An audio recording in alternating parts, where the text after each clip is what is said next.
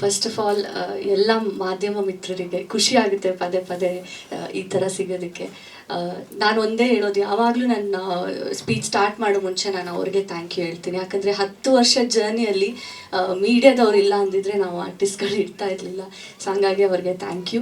And stage ಮೇಲೆ ಕೂತಿರುವಂಥ ಎಲ್ಲ ಗಣ್ಯರಿಗೆ ಹಾಗೂ ಇಡೀ ತಂಡಕ್ಕೆ ನಾನು ಫಸ್ಟ್ ಆಫ್ ಆಲ್ ಕಂಗ್ರ್ಯಾಚುಲೇಷನ್ಸ್ ಹೇಳ್ತೀನಿ. ಯಾಕಂದರೆ ಒಂದು ಸಿನಿಮಾ ಮಾಡಿ ಈ ಹಂತದವರೆಗೂ ತಗೊಂಡು ಬರೋದು ಅಷ್ಟೊಂದು ಸುಲಭದ ಮಾತಲ್ಲ.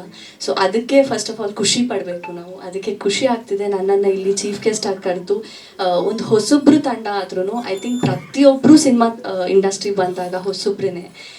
ನಾವು ಕಾನ್ಸ್ಟೆಂಟ್ ಆಗಿ ನಮ್ಮ ಕೆಲಸಗಳನ್ನು ಮಾಡ್ತಾ ಹೋದ್ರೇ ನಾವು ಬೆಳೀತಾ ಹೋಗೋದು, ಕಲಿತಾ ಹೋಗೋದು. ಸೊ ಹಾಗಾಗಿ ಇಲ್ಲಿ ಇರುವಂಥ ನಟರಾಗಿರಲಿ ಅಥವಾ ನಟಿಯರಾಗಿರಲಿ, ಐ ಥಿಂಕ್ ಎಲ್ಲರಿಗೂ ಇದು ಒಂದು ಫಸ್ಟ್ ಹೆಜ್ಜೆ ಹೌದು. ಬಟ್ ಇದರಿಂದ ಏನಾದರೂ ಒಂದು ಕಲಿತು ಮುಂದೆ ಹೋಗ್ತಾರೆ ಫಾರ್ ಶೋರ್.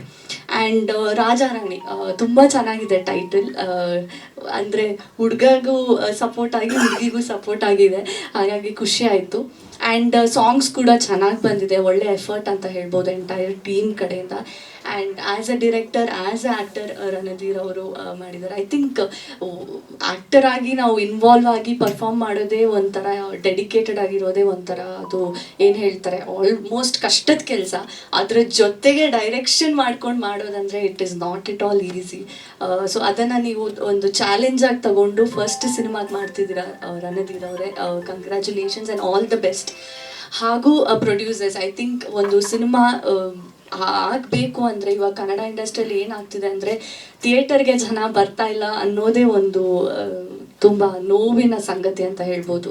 ಯಾಕಂದರೆ ನನ್ನ 3 ಸಿನಿಮಾಗಳು ರಿಲೀಸ್ ಆಯಿತು 2023, 2024ರಲ್ಲಿ. ಆ್ಯಂಡ್ ಧೀರ ಸಾಮ್ರಾಟ್ 25 ದಿನ ನಡೀತು. ಆ್ಯಂಡ್ ಅವತಾರ್ ಸ್ಟುಡಿಯೋಸ್ ಕಡೆಯಿಂದ ಎಲ್ಲ ಕೆಲಸಗಳಾಯಿತು.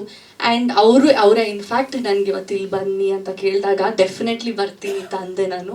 ಆ್ಯಂಡ್ 25 ಡೇಸ್ ನಮ್ಮ ಧೀರ ಸಾಮ್ರಾಟ್ ಹೇಗೆ ನಡೀತೋ ಈ ಸಿನಿಮಾ ಕೂಡ 25 ಅಲ್ಲ 50 ಅಲ್ಲ 100 ದಿನ ನಡೀಲಿ.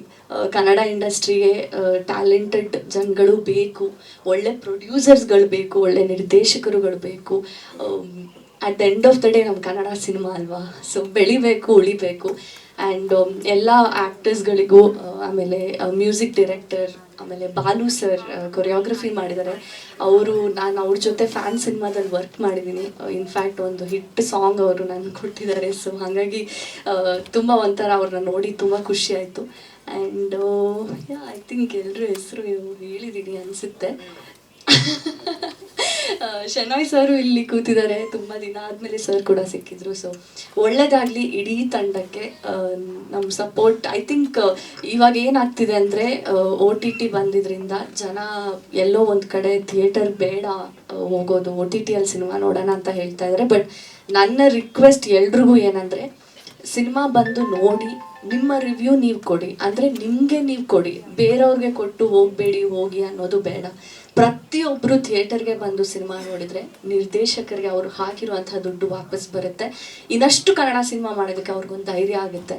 ಸೊ ಹೌದು, ಇಡೀ ರಾಜಾರಾಣಿ ಟೀಮ್ಗೆ ನನ್ನ ಕಡೆಯಿಂದ ಆಲ್ ದ ಬೆಸ್ಟ್ ಅಂತ ಕೇಳ್ಕೊತೀನಿ.